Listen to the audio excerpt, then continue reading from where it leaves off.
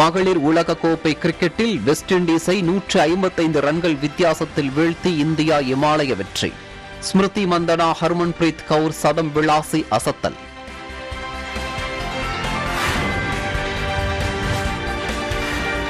மகளிர் உலகக்கோப்பை கிரிக்கெட்டில் அதிக விக்கெட்டுகள் வீழ்த்தி ஜூலான் கோஸ்வாமி சாதனை. அதிக போட்டிகளில் கேப்டன்ஷிப் செய்தவர் என்ற பெருமைக்கு சொந்தக்காரரானார் மிட்டாலி ராஜ்.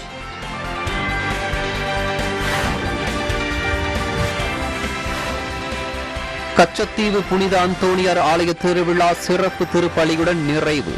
இந்திய இலங்கை பக்தர்கள் சொந்த ஊர் திரும்பினர்.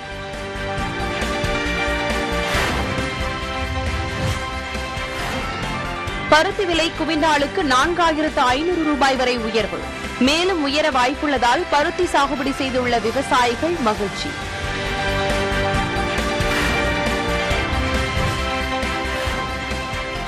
கிருஷ்ணகிரியில் நடைபெற்ற எருது விடும் விழாவில் 200 காளைகள் பங்கேற்பு. இலக்கை எட்டிய முதல் காளைக்கு 1 லட்சம் ரூபாய் பரிசு.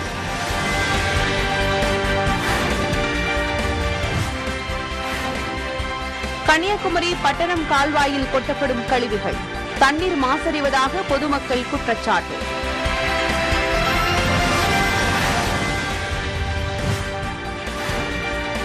போடி சுற்றுவட்டார பகுதிகளில் தட்டப்பயிர் விளைச்சல் அதிகரிப்பு. கிலோவுக்கு 12 ரூபாய் வரை விலை குறைந்துள்ளதால் விவசாயிகள் கவலை.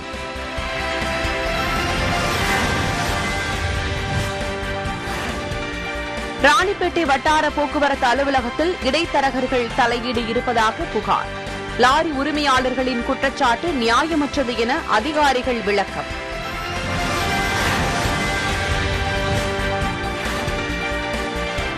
சமூக விரோதிகளின் கூடாரமாக மாறி வரும் திருச்செந்தூர் ஆவுடையார் குளம். குளத்தை சீரமைத்து தர பொதுமக்கள் கோரிக்கை.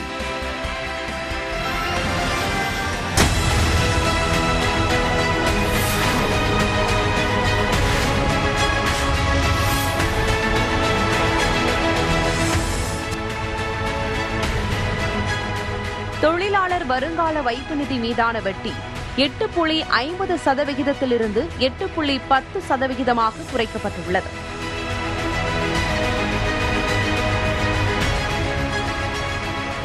குஜராத் மாநிலம் காந்தி நகரில் ராஷ்டிரிய ரக்ஷா பல்கலைக்கழக கட்டிடத்தை பிரதமர் மோடி திறந்து வைத்து நாட்டுக்கு அர்ப்பணித்தார்.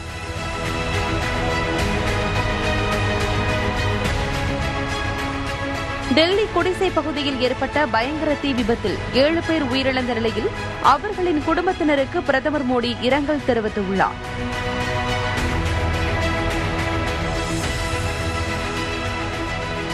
ஐந்து மாநில தேர்தல் தோல்வி குறித்து விவாதிக்க டெல்லியில் இன்று மாலை 4 மணிக்கு காங்கிரஸ் காரிய கமிட்டி கூட்டம் கூடுகிறது.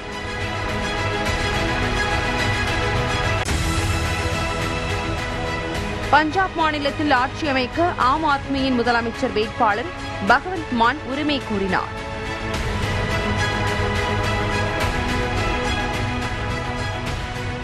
உத்தரகாண்ட் மாநிலத்தில் அடுத்த முதலமைச்சர் யார் என்பது குறித்து பாரதிய ஜனதா தேர்தல் பார்வையாளர்கள் இன்று ஆலோசனை நடத்தவுள்ளனர்.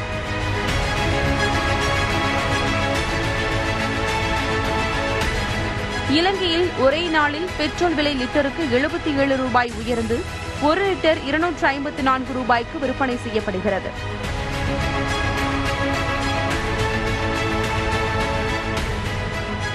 IPL கிரிக்கெட் தொடரில் ராயல் சேலஞ்சர்ஸ் பெங்களூரு அணியின் புதிய கேப்டனாக டு பிளஸ்ஸி நியமிக்கப்பட்டுள்ளார்.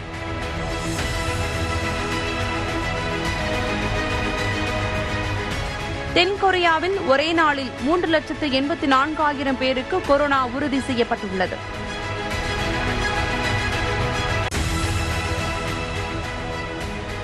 மரியபோல் துறைமுக நகரத்தில் பொதுமக்கள் தங்கியிருந்த பகுதியில் ரஷ்ய படைகள் தாக்குதல் நடத்தியதாக உக்ரைன் அரசு குற்றச்சாட்டு தெரிவித்துள்ளது.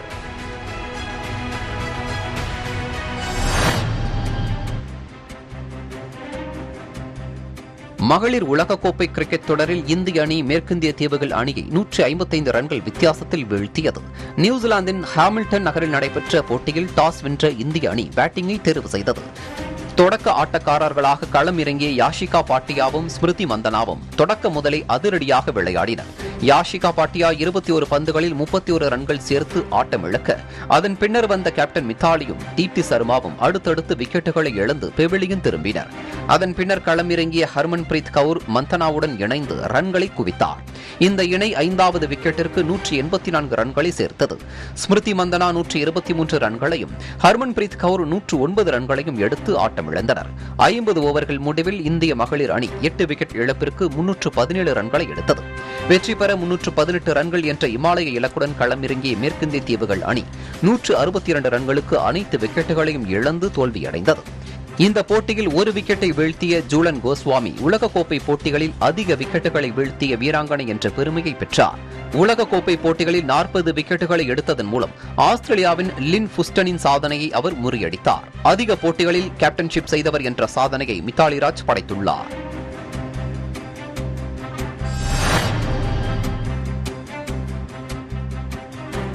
கச்சத்தீவு திருவிழாவிற்கு சென்ற இந்திய பக்தர்கள் சொந்த ஊர் திரும்பினர். கச்சத்தீவு புனித அந்தோணியர் ஆலய திருவிழா நேற்று கொடியேற்றத்துடன் தொடங்கியது. இதில் இந்திய இலங்கை பக்தர்கள் கலந்து கொண்டனர். திருவிழாவின் 2ஆம் நாளான இன்று சிலுவை பாதை நடத்தி சிறப்பு திருப்பலி நடத்திய பின்னர் கொடி இறக்கப்பட்டு கச்சத்தீவு திருவிழா நிறைவு பெற்றது. சிறையில் இருக்கிற மீனவர்களையும் படகையும் விடுவிக்கிறதுக்கு நடவடிக்கை எடுக்கணும். அதே மாதிரி எங்க படகுகளை ஏலம் விட்டதை எங்களுக்கு வேதனை அளிக்குது. இது மாதிரி சம்பவத்தை நம்ம நடத்தக்கூடாதுன்னு சொல்லி நாங்கள் கோரிக்கை வச்சோம். கச்சத்தீவில் நட்பு ரீதியிலான பேச்சுவார்த்தையின் போது இலங்கை அமைச்சர் டக்ளஸ் தேவானந்தாவிடம் தமிழக மீனவர்கள் தற்போது சிறையில் உள்ள மீனவர்களையும் அவர்களுடைய படகுகளையும் விடுவிக்க நடவடிக்கை எடுக்க வேண்டும் என்று கோரிக்கை விடுத்துள்ளனர்.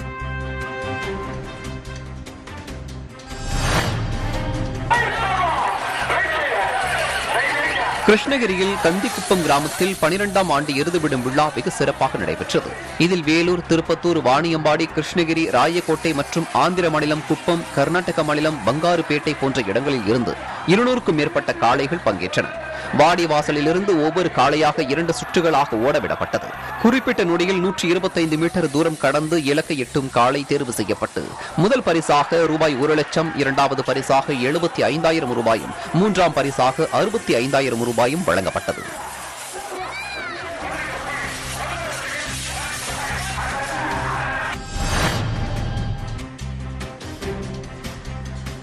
தேனியில் பருத்தி குவிண்டால் ஒன்றுக்கு 4,000 ரூபாய் வரை விலை அதிகரித்துள்ளதால் பருத்தி விவசாயிகள் மகிழ்ச்சி அடைந்துள்ளனர்.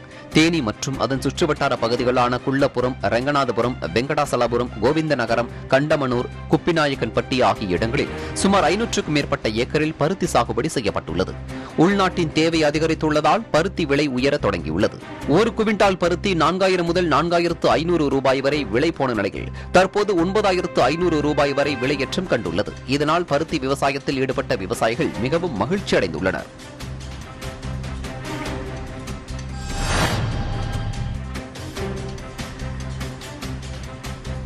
தேனி மாவட்டத்தில் தட்டைப்பயிறு விவசாயத்தில் விளைச்சல் இருந்தும் விலை இல்லாததால் விவசாயிகள் கவலையடைந்துள்ளனர். தேனி மாவட்டம் போடி அருகே உள்ள தேவாரம், மூனாண்டிப்பட்டி, அம்மாப்பட்டி, டி மீனாட்சிபுரம், ராசிங்காபுரம் உள்ளிட்ட கிராமங்களில் தட்டைப்பயிறு அறுவடை தீவிரமாக நடைபெற்று வருகிறது. ஏக்கருக்கு சுமார் 15,000 வரை கூடுதல் செலவு செய்த நிலையில் விவசாயிகளுக்கு கூடுதல் விளைச்சல் கிடைத்துள்ளன. இந்த நிலையில் தட்டைப்பயிறு கிலோ ஒன்றுக்கு 10 ரூபாயிலிருந்து 12 ரூபாய் வரை குறைந்துள்ளதில் விவசாயிகள் செலவு செய்த தொகை கூட கிடைக்குமா என ஏக்கத்துடன் கவலையில் உள்ளனர்.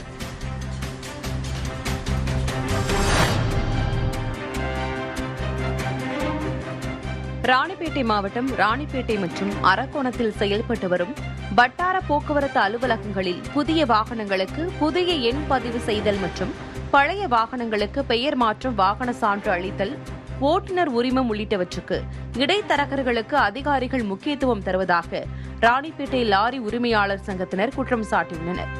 இடைத்தரகர்கள் மூலமா போக வேண்டிய பேப்பர் அனைத்தும் ஆர்டிஓ இன்ஸ்பெக்டர் முக்கியத்துவம் கொடுத்து பாக்குறாரு. லாரி ஓனர் டைரக்டா எடுத்துமே கொடுத்து பார்க்கும்போது அவங்கள ஒரு வேண்டா வெறுப்பா பேப்பர் வாங்குறதும், அவங்கள அலக்கடிக்கிறதும், நிப்பாட்டுங்க லைனை தான் பார்க் பண்றதும், லைன்ல நம்ம வண்டியே இருந்தாலும் பின்னாடி வண்டி போய் பார்த்துட்டு கடைசியா நம்ம வண்டி பாக்குறதும், இந்த மாதிரி Ranipet RTO plus inspector, motor vehicle inspector இவங்க எல்லாரும் இந்த மாதிரி தான் பண்றாங்க.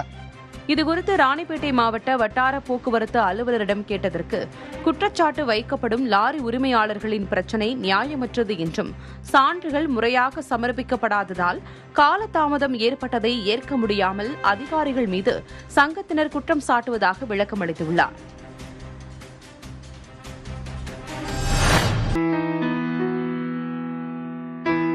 பள்ளிக்கு குழந்தைகளை அனுப்பாமல் ஆசிரியரின் வருகைக்காக 6 வருடமாக ஒட்டுமொத்த கிராம மக்களும் காத்திருக்கின்றனர். திருப்பூர் மாவட்டம் உடுமலை அருகே கல்லாபுரம் ஊராட்சிக்கு உட்பட்டது கொம்மைக்கவுண்டன்துறை கிராமம். மேற்கு தொடர்ச்சி மலைகளுக்கு அருகே கடைக்கோடியில் அமைந்திருக்கும் இக்கிராமத்தில் 250க்கும் மேற்பட்ட குடும்பத்தினர் வசித்து வருகின்றனர். இங்கு 5ஆம் வகுப்பு வரை உள்ள தொடக்க பள்ளியில் 21 ஆண்டுகளுக்கு முன்பு ஆசிரியராக பணிபுரிந்தவர் அசோக்குமார் குழந்தைகளுக்கு மட்டுமல்லாமல் பாமர மக்களுக்கும் படிப்பறிவை ஏற்படுத்தி இப்பகுதியில் உள்ள குடும்ப பிரச்சனைகளை தீர்த்து வைப்பதும் தேவையான உதவிகளையும் ஆலோசனைகளையும் வழங்கி சமூக சேவைகளை செய்து பெரும்பாலான ஆண்களையும் பெண்களையும் பட்டப்படிப்பு படிக்க ஊக்கப்படுத்தியுள்ளார். இந்நிலையில் 6 வருடங்களுக்கு முன்பு பணி மாறுதல் காரணமாக இக்கிராமத்தை விட்டு சென்றபோது மீண்டும் இதே பள்ளியில் அவர் பணியாற்றுவார் என கிராம மக்களிடம் அரசு அதிகாரிகளால் கூறப்பட்டது. இதனால் ஆசிரியர் அசோக்குமார் மீண்டும் வருவார் என எதிர்பார்ப்புடன் காத்திருந்த மக்கள் சில நாட்களுக்கு முன்பு புதிய ஆசிரியர் பணி அமர்த்தப்பட்டதால் ஏமாற்றம் அடைந்தனர். எந்த ஒரு வேலை வெட்டிக்குன்னா எங்கள் பிள்ளைகளை அவங்க நல்லா படிக்க வச்சு நல்லா டியூஷன் நடத்தி தாட்டி விடுவாங்க, கருத்து சொல்லுவாங்க. இப்போ கருத்து சொல்கிறதுக்கு ஆள் இல்லை. இங்கே இந்த டீச்சர் வந்ததுனாலே எங்களுக்கு வருத்தமெல்லாம் இல்லை. இங்கே நல்ல முறையாக சொல்லிக் கொடுக்கறதுக்கு எங்களுக்கு எடுத்துக்காட்டி வழி நடத்துறதுக்கு ஆள் இல்லை. அதனால அசோக் சார் எங்களுக்கு வேணுமுங்க. இதனால் ஆசிரியர் அசோக் குமாரை இதே பள்ளியில் மீண்டும் பணி அமர்த்தும் வரை தங்கள் குழந்தைகளை பள்ளிக்கு அனுப்ப மாட்டோம் என கூறியுள்ளனர்.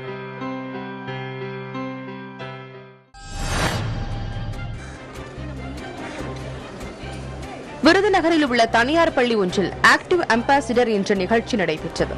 நிகழ்ச்சியின் ஒரு பகுதியாக அறிவியல், கணினி அறிவியல் உள்ளிட்ட அனைத்து பாடப்பிரிவுகளிலும் குறித்த கண்காட்சி வைக்கப்பட்டிருந்தது.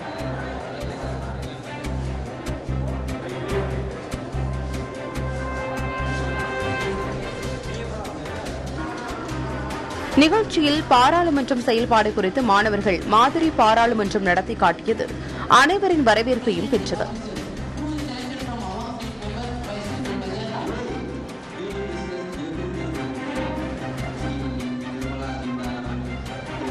விண்வெளி மாதிரி அமைப்பு உள்ளிட்ட 80 கண்டுபிடிப்புகளை 200 மாணவர்கள் காட்சிப்படுத்தியிருந்தனர்.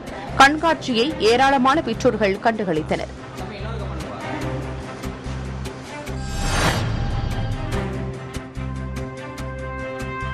கொடைக்கானல் அருகே பெருமாள் மலை வனப்பகுதிக்குள் கடந்த 2 நாட்களாக காட்டுத்தீ பற்றி எரிந்தது. சுமார் 500 ஏக்கர் பரப்பளவில் எரிந்த காட்டுத்தீயை வனத்துறையினர் போராடி 90% கட்டுக்குள் கொண்டு வந்தனர். கட்டுக்குள் இருந்த தீ மீண்டும் மாலைக்கு பின்னர் வேகமாக பரவத் துவங்கியது.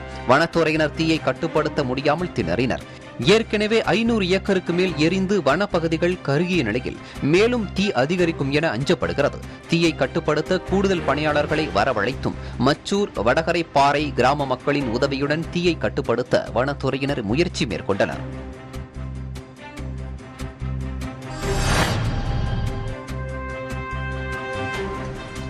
தமிழகத்தை பின்பற்றி புதுச்சேரியிலும் 10, 11 மற்றும் 12 ஆகிய வகுப்புகளுக்கு பொதுத் தேர்வு நடத்தப்படும் என கல்வித்துறை அமைச்சர் நமச்சிவாயம் தெரிவித்துள்ளார். புதுச்சேரியில் செய்தியாளர்களை சந்தித்த அவர் இவ்வாறு தெரிவித்தார்.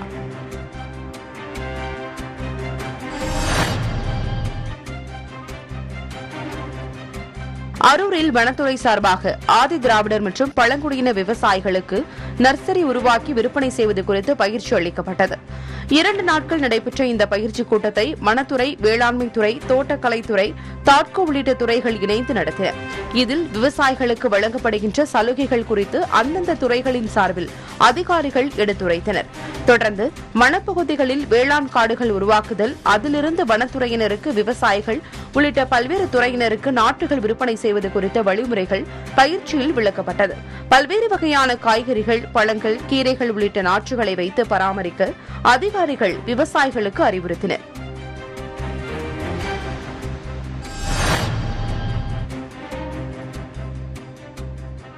கன்னியாகுமரி பட்டணம் கால்வாயில் கொட்டப்படும் கழிவுகளால் தண்ணீர் மாசடைவதாக அப்பகுதி மக்கள் புகார் தெரிவிக்கின்றனர்.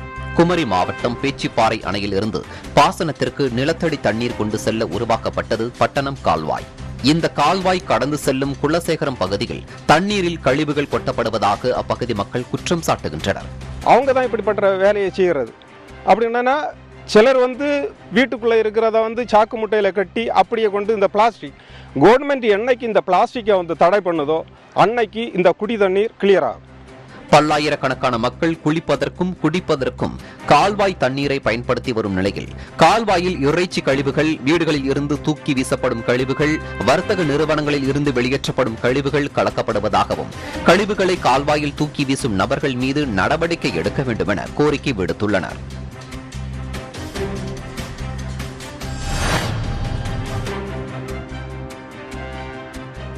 சமூக விரோதிகளின் கூடாரமாக மாறிவரும் திருச்செந்தூர் ஆவுடையார் குளத்தை முழுவதுமாய் சீரமைத்து கொடுக்க வேண்டும் என அப்பகுதி மக்கள் வேண்டுகோள் விடுத்துள்ளனர். திருச்செந்தூர் மையப்பகுதியில் 161 ஏக்கர் பரப்பளவில் அமைந்துள்ளது ஆவுடையார் குளம். தாமிரபரணி தண்ணீரானது எல்லப்ப நாயக்கன் குளம் மூலம் இங்கு வருகிறது. இக்குளத்தின் நீரானது திருச்செந்தூர் சுற்றியுள்ள பகுதிகளில் உள்ள நீர்ப்பாசனம் மற்றும் விவசாய தேவைகளை பூர்த்தி செய்து வருகிறது. இந்நிலையில் சில வருடங்களாக இக்குளமானது முட்புதர்களால் சூழப்பட்டு பாசி படர்ந்து பயன்பாடற்ற வகையில் காணப்படுகிறது. பராமரிப்பின்றி உள்ளதால் சமூக விரோதிகளின் கூடாரமாக மாறி வருவதாக குற்றம் சாட்டும் அப்பகுதி மக்கள் ஆவுடையார் குளத்தினை முழுவதுமாக சீரமைத்து கொடுக்க வேண்டும் என கோரிக்கை விடுத்துள்ளனர்.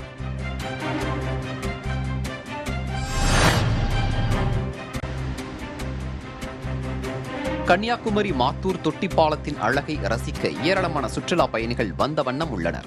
குமரி சுற்றுலா தலங்களில் ஒன்றான மாத்தூர் தொட்டிப்பாலத்தை பார்வையிட ஏராளமான சுற்றுலா பயணிகள் வந்தனர். கொரோனா தொற்று பரவல் காரணமாக சுற்றுலா தலங்கள் மூடப்பட்டு இருந்த நிலையில் ஊரடங்கில் தளர்வுகள் அறிவிக்கப்பட்டதைத் தொடர்ந்து சுற்றுலா தலங்களில் மக்கள் வந்த வண்ணம் உள்ளனர். அந்த வகையில் மாத்தூர் தொட்டிப்பாலத்திற்கு வந்த சுற்றுலா பயணிகள் பாலத்தின் மேலிருந்தவாறு அதன் அழகை கண்டு ரசித்தனர்.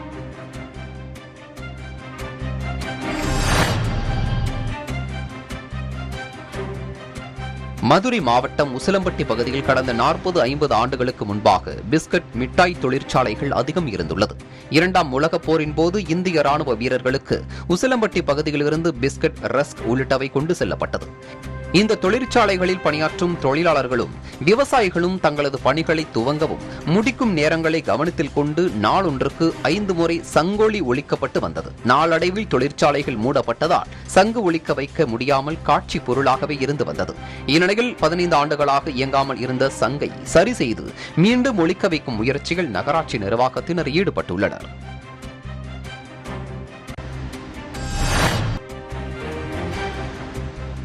அறந்தாங்கியில் 7.5% இடஒதுக்கீட்டில் மருத்துவ மாணவர்களாக சேர்ந்துள்ள 16 அரசு பள்ளி மாணவர்களுக்கு பாராட்டு விழா நடைபெற்றது. புதுக்கோட்டை மாவட்ட அளவில் அறம் அறக்கட்டளை என்ற அமைப்பு கிராமப்புற மாணவர்களின் கல்வி மேம்பாட்டிற்காக செயல்பட்டு வருகிறது. நீட் தேர்வில் கிராமப்புற மாணவர்கள் சாதனை படைக்கவும் அதற்கு அவர்களை இந்த அமைப்பினர் தயார்படுத்தி வருகின்றனர். அதன்படி இந்த ஆண்டு அறந்தாங்கி மாவட்டத்தில் நீட் தேர்வில் வெற்றி பெற்று 7.5% இடஒதுக்கீட்டில் பல்வேறு அரசு மருத்துவக் கல்லூரிகளில் மருத்துவ மாணவர்களாக சேர்ந்துள்ள 16 அரசு பள்ளிகளைச் சேர்ந்த மாணவர்களுக்கு பாராட்டு விழா நடைபெற்றது. இதில் இந்த அறக்கட்டளையின் நிறுவனர் ஆசிரியர் கணேசன், புதுக்கோட்டை மாவட்ட கல்வி அலுவலர் சத்தியமூர்த்தி, மதுரை மருத்துவக் கல்லூரி பேராசிரியர், துறை தலைவர் தினகரன் உள்ளிட்டோர் கலந்து கொண்டு 16 மாணவர்களுக்கு பரிசுத் தொகை மற்றும் கேடயங்களை வழங்கி வாழ்த்துக்களை தெரிவித்தனர். நான் அரசு மேல்நிலைப்பள்ளி மேற்பனைக்காட்டில் படித்தேன். என்னை ஃபஸ்ட் எழுத சொன்னாங்க, நீட்டு எழுதி பாரு அப்படின்னு சொன்னாங்க. நான் வேணாம், ஃபெயில் ஆயிரும், பயமாக இருக்குலாம் சொன்னேன். நீ எழுது, பரவாயில்ல, எதாக இருந்தாலும் பார்த்துக்கலாம் அப்படின்னு சொன்னாங்க. 2 மாதம் தான் வீட்டில் உட்காந்து படித்தேன். அதே மாதிரி பாஸ் ஆகி இப்போ சென்னை ஸ்டாண்டியில் சீட் கிடச்சிருக்கு. எனக்கு ரொம்ப சந்தோஷமாக இருக்குது. எல்லாருக்கும் ரொம்ப நன்றி, எனக்கு உதவி செஞ்சவங்க எல்லாருக்கும். அறவயல் அறக்கட்டளைக்கு ரொம்ப நன்றி. இந்த நிகழ்வில் பெற்றோர்கள் மற்றும் கிராமத்தைச் சேர்ந்த பொதுமக்கள் என 300க்கும் மேற்பட்டோர் பங்கேற்றனர்.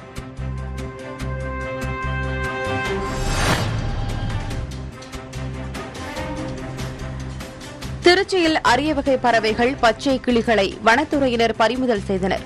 திருச்சி கீழப்புதூர் அருகே உள்ள குருவிக்காரன் தெருவில் பச்சை கிளிகள், முனியாஸ் பறவை, பின்ட்ரஸ் உள்ளிட்டவைகள் விற்பனை செய்வதாக வனத்துறைக்கு தகவல் கிடைத்தது. இதன் அடிப்படையில் வன பாதுகாப்பு படையினர் அங்கு சென்று அதிரடி சோதனை நடத்தினர். அப்போது அந்த பகுதியில் உள்ள ஒரு வீட்டில் 500 பச்சை கிளிகள், முனியாஸ், பின்சஸ் பறவைகளை பறிமுதல் செய்தனர். பறிமுதல் செய்யப்பட்ட பறவைகள் வனத்துறை அலுவலகத்திற்கு கொண்டுவரப்பட்டது. மேலும் பறவைகளை வைத்திருந்த 2 நபர்களை காவல்துறை உதவியுடன் வனத்துறையினர் தேடி வருகின்றனர்.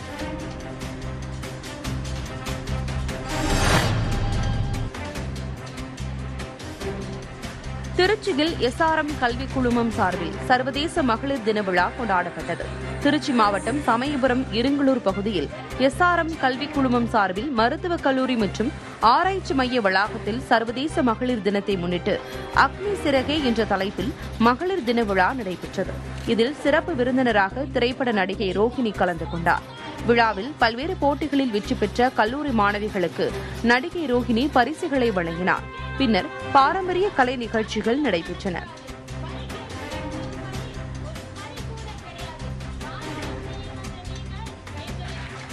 இவ்விழாவில் திருச்சி எஸ்ஆர்எம் மருத்துவக் கல்லூரி இயக்குநர் டாக்டர் மால்முருகன், இணை இயக்குநர் doctor Balasubramanian, dean doctor Revathi மற்றும் கல்லூரி மாணவிகள், பேராசிரியர்கள் உள்ளிட்டோர் பங்கேற்றனர். ஆண் குழந்தை வளர்ப்பு மிக முக்கியமானது. நம்ம வீட்டில் இருக்கிற ஆண்கள் கூட நம்ம பெண்கள் பேசும்போதோ அவங்களோட நம்ம ஒரு பெண் உடம்பை பற்றிய புரிதலை அவங்களுக்கு ஏற்படுத்தணும். இது ஒவ்வொரு குடும்பத்திலிருந்தும் ஆரம்பித்தா மட்டும்தான் சரி பண்ண முடியுமே தவிர பொதுவாக ஏதோ ஒரு சட்டங்கள் போட்டுட்டா மட்டும் சரி வராது. அப்படின்னா இந்நேரத்துக்கு சரியாக இருந்திருக்கணும். ஓமலூரை அடுத்துள்ள தாரமங்கலம் நகராட்சி வாரச்சந்தை சுங்க வசூல் ஏலத்தில் தினசரி சந்தை அதிகபட்சமாக 1,47,00,000 ஏலம் எடுக்கப்பட்டுள்ளது. 2022-23 ஆண்டுக்கான பொது ஏலம் நகராட்சி அலுவலகத்தில் நடைபெற்றது. இதில் குத்தகைதாரர்கள் பலரும் கலந்து கொண்டனர். தினசரி சந்தையில் சுங்கம் வசூலிப்பதற்காக 1,40,70,000 போட்டி எடுத்தனர். அதேபோல சரக்கு வாகனங்களுக்கான வண்டிப்பேட்டை நுழைவு வரி வசூலிக்க 5,58,000 ஆடு அடிக்கும் தொட்டி 58,700 ஏலம் எடுக்கப்பட்டது. இதனைத் தொடர்ந்து வாரச்சந்தையில் சுங்கம் வசூலிக்க ஆரம்ப தொகையாக 18 லட்சம் ரூபாய் நிர்ணயம் செய்து ஏலம் அறிவிக்கப்பட்டது. ஆனால் அரசு நிர்ணயம் செய்த தொகை அதிகமாக உள்ளதாக கூறி யாரும் ஏலம் எடுக்க மறுத்துவிட்டனர். அதனால் மறு தேதி குறிப்பிடாமல் ஏலம் ஒத்திவைக்கப்படுவதாக அறிவிக்கப்பட்டுள்ளது.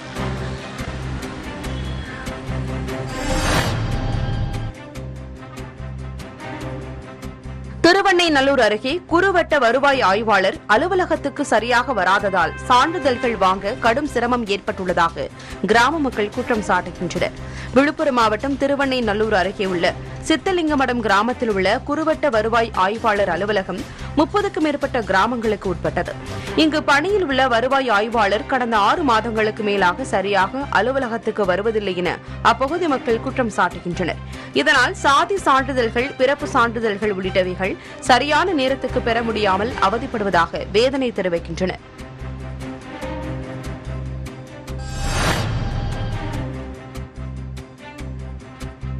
தமிழக கேரள எல்லையில் அமைந்துள்ள முல்லை பெரியாறு அணையை பராமரிப்பு செய்யும் பொதுப்பணித்துறை அதிகாரிகள் மற்றும் ஊழியர்களுக்கு குமுளி அருகே உள்ள தேக்கடியில் வீடுகள் அமைக்கப்பட்டு உள்ளது. இந்த வீடுகளில் பராமரிக்க தேவையான தளவாட பொருட்களை தமிழக பொதுப்பணித்துறையினர் உள்ளே கொண்டு செல்வதற்கு கேரள வனத்துறையினர் கடந்த 2 நாட்களாக அனுமதி மறுத்து வருகின்றனர். இந்நிலையில் இதனை கண்டிக்கும் விதமாக தேனி மாவட்டம் கூடலூர் அருகே உள்ள லோயர் கேம்பில் சுமார் 10க்கும் மேற்பட்ட விவசாயிகள் கேரள வாகனத்தை தடுத்து நிறுத்தும் போராட்டத்தில் ஈடுபட்ட போது போலீசார் அவர்களை தடுத்து நிறுத்தி கைது செய்தனர்.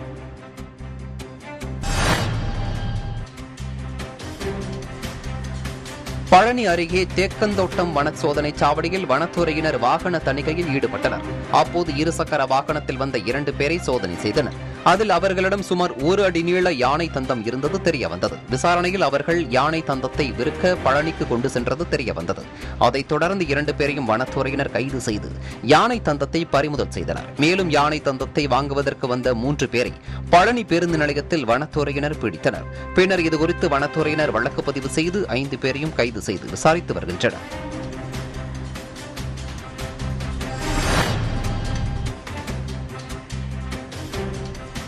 விழுப்புரம் மாவட்டத்தில் பேரூராட்சியாக இருந்த திருவெண்ணைநல்லூரை தமிழக அரசு தரம் உயர்த்தி தாலுகாவாக அறிவித்திருந்தது. இதன் அடிப்படையில் திருவெண்ணைநல்லூர் விழுப்புரம் சாலையில் அனைத்து வசதிகளுடன் கூடிய 2 கோடி ரூபாய் மதிப்பீட்டில் வருவாய் வட்டாட்சியர் அலுவலகம் புதிதாக கட்டப்பட்டது. இந்த பணிகள் முழுமையாக முடிந்த நிலையில் 6 மாதங்களுக்கு மேலாக மக்கள் பயன்பாட்டிற்கு திறக்கப்படாமல் உள்ளது என புகார் எழுந்துள்ளது. எனவே உடனடியாக புதிதாக கட்டப்பட்ட திருவெண்ணைநல்லூர் வருவாய் வட்டாட்சியர் அலுவலகத்தை திறக்க வேண்டும் என்ற கோரிக்கை விடுக்கப்பட்டுள்ளது.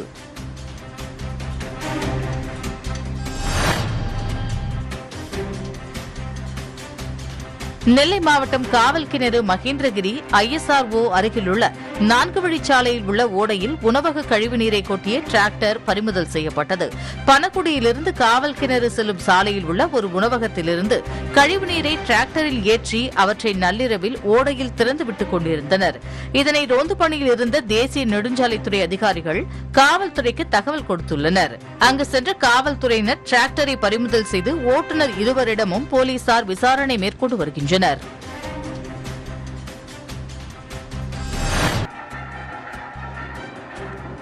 ஈரோடு மாவட்டம் சத்தியமங்கலத்தில் பிரசித்தி பெற்ற அங்காள பரமேஸ்வரி அம்மன் திருக்கோவில் கும்பாபிஷேக விழா நாளை நடைபெற உள்ளது. இதையொட்டி கோவில் வளாகத்தில் யாக குண்டம் அமைக்கப்பட்டு பூஜைகள் நடைபெற்று வருகிறது. யாக குண்டத்தில் வேத விற்பன்னர்கள் மந்திரம் முழங்க யாகம் செய்து வழிபாடு நடத்தினர். யாக பூஜையில் திரளான பக்தர்கள் கலந்து கொண்டு அங்காள பரமேஸ்வரி அம்மனை வழிபட்டனர்.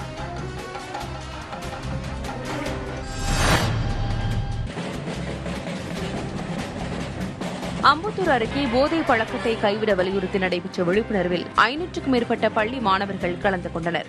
மதுவிலக்கு மற்றும் ஆயத்தீர்வை துறை சார்பாக மதுவிலக்கு விழிப்புணர்வு பிரச்சாரம் சென்னை அம்பத்தூரில் உள்ள ராமசாமி முதலியார் மேல்நிலைப் பள்ளியுடன் இணைந்து நடைபெற்றது. இந்த நிகழ்ச்சியில் அம்பத்தூர் வட்டாட்சியர் ராஜசேகர் தலைமை தாங்கினார். இதில் மாணவ மாணவிகள் பதாகைகள் ஏந்தியவாறு மது ஒழிப்பு குறித்து கோஷங்களை எழுப்பி பேரணியாக சென்றனர். பள்ளி வளாகத்தில் துவங்கிய இந்த பேரணி அம்பத்தூர் பேருந்து நிலையம் வழியாக பிரதான சாலைகளில் சென்று பொதுமக்களுக்கும் பேருந்துகளில் செல்லும் பயணிகளுக்கும் துண்டு பிரசுரங்களை வழங்கினர்.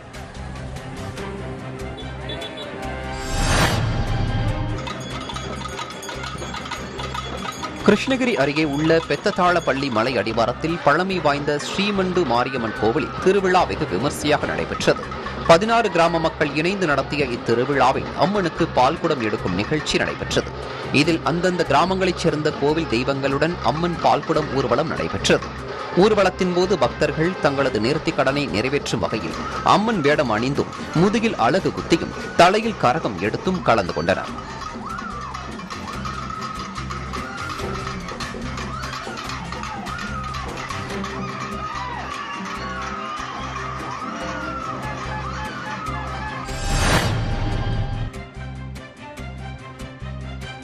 திருப்பூர் மாவட்டம் உடுமலை நகராட்சியில் 27வது வார்டு கவுன்சிலர் பதவிக்கு சுயேட்சையாக போட்டியிட்டு வென்றவர் ரீகன்.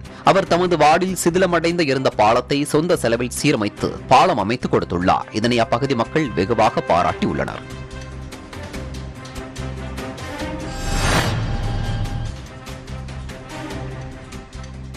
விருதுநகர் மாவட்டம் ராஜபாளையம் நகர் பகுதியில் தடுப்பூசி செலுத்திக் கொள்ளாதவர்கள் பயன்பெறும் விதமாக 25 இடங்களில் 24வது மெகா தடுப்பூசி முகாம்கள் நடத்தப்பட்டன. 5000 பேரை இலக்காக கொண்டு நடைபெற்ற அம்முகாம்களில் ஏராளமானோர் ஆர்வத்துடன் வந்து தடுப்பூசி செலுத்திக் கொண்டனர்.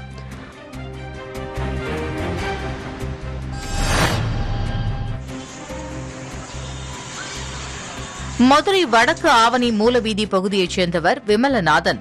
இவர் குடும்பத்துடன் வெளியே சென்றிருந்த சமயம் அவரது வீட்டின் பின்பக்க கதவை உடைத்து நுழைந்த திருடர்கள் வீட்டிலிருந்து 45 சவரன் தங்க நகைகளை திருடி சென்றுள்ளனர். இதுகுறித்து போலீசார் வழக்கு பதிவு செய்து குற்றவாளிகளை தேடி வருகின்றனர்.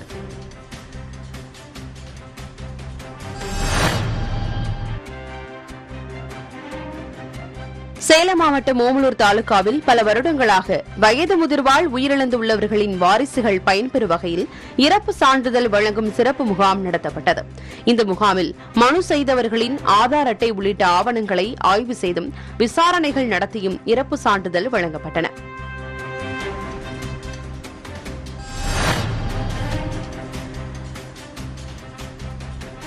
ஈரோடு மாவட்டத்தில் புலிப்பாணி சித்தர் மடம் வைத்து நடத்தி வருபவர் கோவை பேரூர் பகுதியைச் சேர்ந்த சரவணன். அவரை ஒரு கும்பல் வேனில் பழனிக்கு கடத்தியதுடன் அங்கு தனி அறையில் அடைத்தனர். தொடர்ந்து அவரது குடும்பத்தாரிடம் போன் செய்து சுமார் 1 கோடி வரை கேட்டு மிரட்டியுள்ளனர். இதையடுத்து அவரது மனைவி 35 லட்சம் ரூபாய் வரை சேலம் திருச்செங்கோட்டில் வைத்து அளித்த நிலையில் அவரை விடுவித்தனர். இது தொடர்பாக போலீசார் வழக்கு பதிவு செய்து விசாரித்து வருகின்றனர்.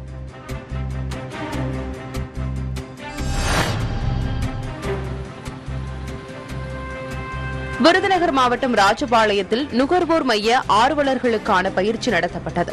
உலக நுகர்வோர் தினத்தை முன்னிட்டு நடத்தப்பட்ட அம்முகாமில் பல்வேறு மாவட்டங்களிலிருந்து ஏராளமானோர் கலந்து கொண்டனர். அதில் நுகர்வோர் கடமைகள், நுகர்வோர் பாதுகாப்பு சட்டத்தின் முக்கிய அம்சங்கள் குறித்தும், புகார் அளிக்கும் இடங்கள் குறித்தும், நிவாரணம் பெறும் வழிமுறைகள் குறித்தும் விளக்கங்கள் அளிக்கப்பட்டன.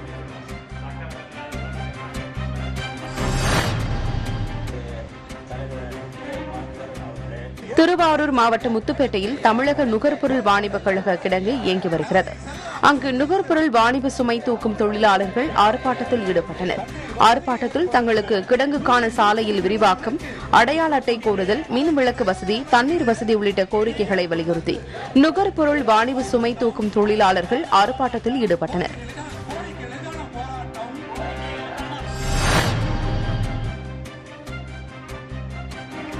சென்னை கிண்டியில் மத்திய அரசு சார்பில் தேசிய மாற்றுத்திறனாளிகளுக்கான மறுவாழ்வு மையத்தில் வேலைவாய்ப்பு முகாம் நடத்தப்பட்டது.